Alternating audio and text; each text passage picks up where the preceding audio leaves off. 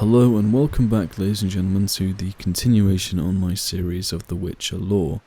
Last time we looked at insectoids, the insect-like creepy crawlies that roam and scurry about both above and below the ground. But today, by popular request, we are going to be looking over a class known as Cursed Ones, which begs the question, what are Cursed Ones?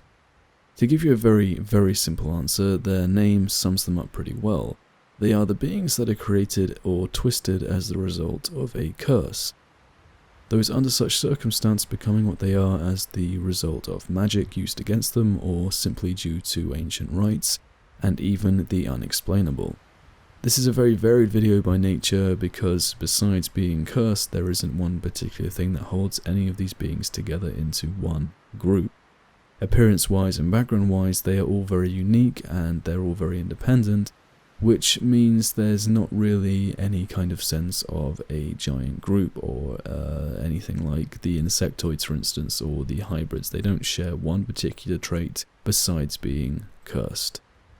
We'll be looking over the Archerspore, the Berserkers of Skellige, the disturbing Botchling, and the Werewolves along with their cousins, ULFHEDINN.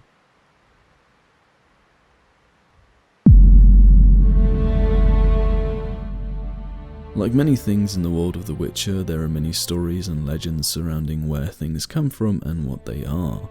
As with Archerspore, it is commonly believed that they are hellish, cursed plants which grow from out the soil that is fertilized by the blood of the dying.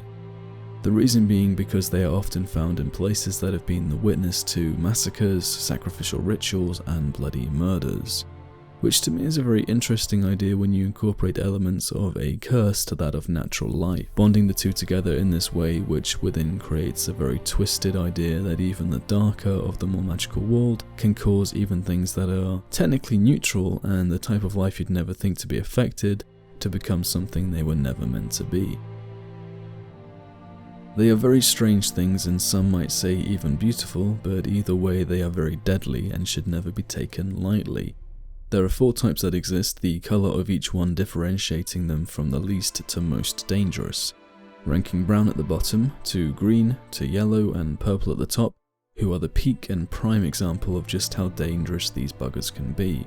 Those of the yellow variant are said to have been cultivated for years from Bran in Skellige, whose strength is similar to that of its green coloured cousins, but it has more of a unique tail behind it. Regardless of their colour, each one of these plants fights and protects itself with very similar tactics, having a powerful jaw built from its plant-like mass that it uses to crush down on bones and smash anything within reach. From a distance, however, it can spray a type of caustic acid which when comes in contact with skin or flesh can provoke a reaction similar to that of a poison or a toxin. Which basically means just because you're far away and you can't be crushed doesn't mean you're out of danger. They also have the ability to dive below the ground and reappear, as well as deploying explosive pods that can release poison into the air. And as you can imagine, they hate fire very passionately, meaning that Igni will definitely light up their world, if you'll pardon the pun. They are not at all keen on shockwaves that will rupture the ground either, so using any area of effect attacks will be very useful. Along with coating your blade in cursed oils, seeing as how a curse is the way these beings even came into existence. They normally appear in pairs, so be prepared to take on more than one, and it's always a good idea to have golden oil handy as you will need to combat their toxic effects.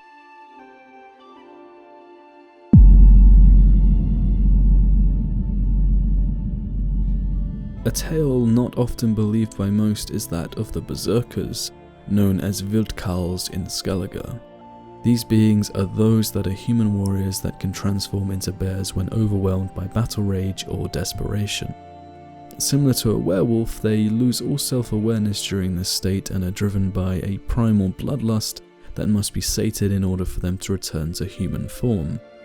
In ballads, it is sung that during the mess of battle, these beings cannot be recognized from even that of a real bear, only the smallest of details such as the shape of their teeth and tongue revealing their well-hidden secrets. The ferocious and fearless beasts seem invulnerable to pain and are even able to heal any wounds received almost immediately, Many songs even older, speaking and singing of terrible massacres and murders committed by those called Berserkers.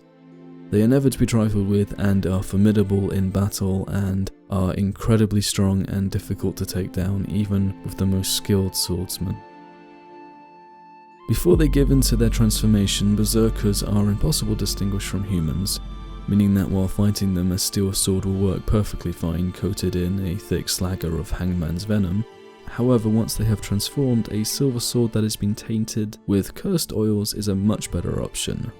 Use Igni, as like trueborn bears they share near identical anatomy, however are much stronger and many would say even more fearsome, but fire will always burn fur.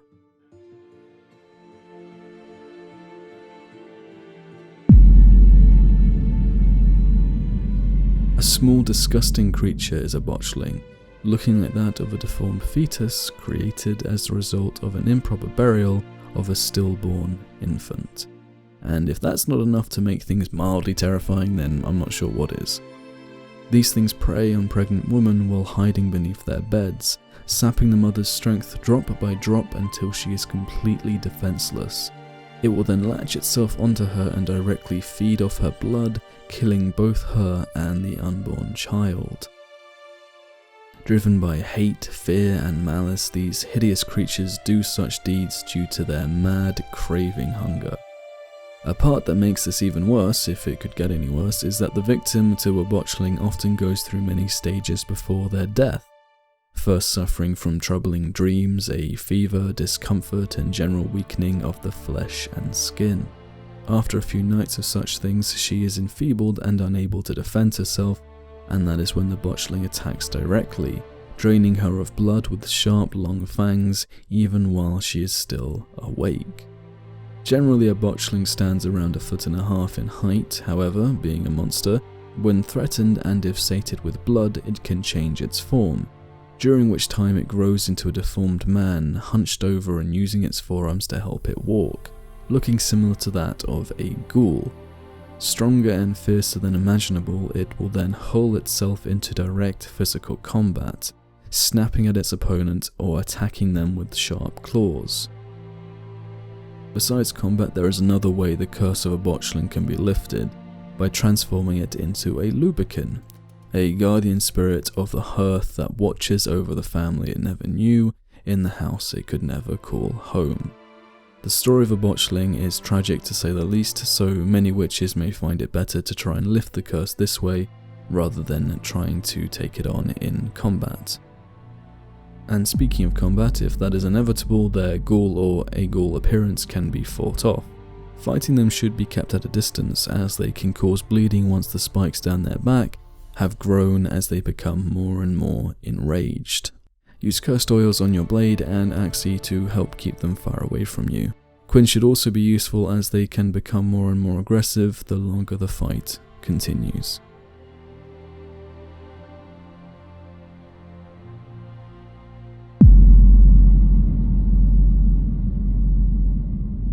These creatures are neither monster nor man. They take both the carnal bloodlust and primal attitude of a wolf, blending it with the cruelty and calculating intelligence of a human, taking the worst from both species and rolling it into one.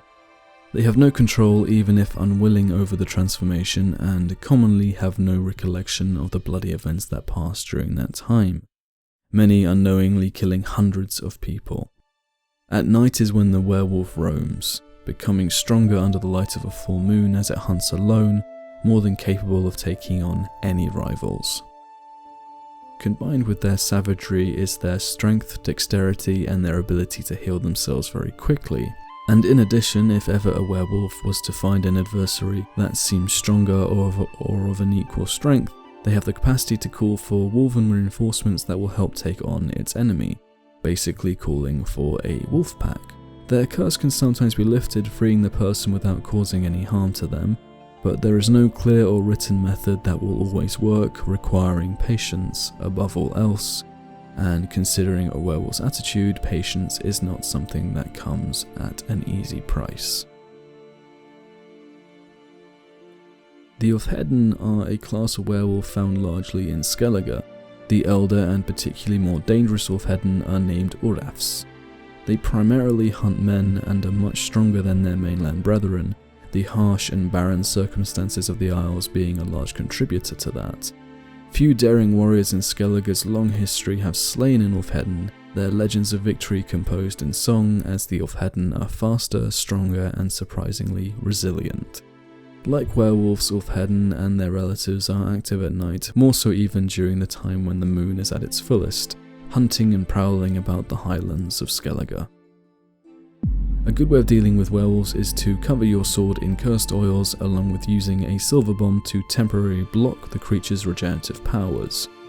You need to be quick and stay far from being backed into any corners, as they can overwhelm you quickly. They can jump at you from great distances, and being able to avoid these attacks is difficult but necessary for very obvious reasons. Use Yarn to avoid their quick attacks and use that time to attack yourself. Igni is also useful to set them alight. This will force them to stay stunned long enough for you to hit them critically at their flanks. Explosive bolts from a crossbow can also be useful at delivering fire damage, and should the werewolf be caught at a distance. Fire, bleeding and poison effects can also be used to slow their regeneration down. Axi also works well to stun them.